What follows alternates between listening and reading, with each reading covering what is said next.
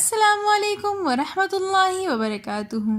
کیا آپ جانتے ہیں ہر انسان کے ساتھ دو فرشتے ہوتے ہیں جن کو کرامن کاتبین کہتے ہیں، اور وہ دو فرشتے ہمیشہ انسان کے لیفٹ اور رائٹ شولڈر پر ہوتے ہیں۔ لیکن مزے کی بات یہ ہے کہ یہ فرشتے نظر نہیں آتے۔ جو رائٹ سائڈ والا فرشتہ ہے وہ انسان کی گڈ ہیبٹس لکھتا ہے، یعنی کہ ثواب، اور جو لیفٹ سائڈ والا فرشتہ ہے وہ انسان کی بیڈ ہیبٹ لگتا ہے، جیسے کہ گناہ، اور یہ سارے گناہ وہ قیامت کے دن اللہ پاک کے پاس لے کر جائیں گے، اور پھر اللہ پاک اس کے اعمال کے مطابق اس کو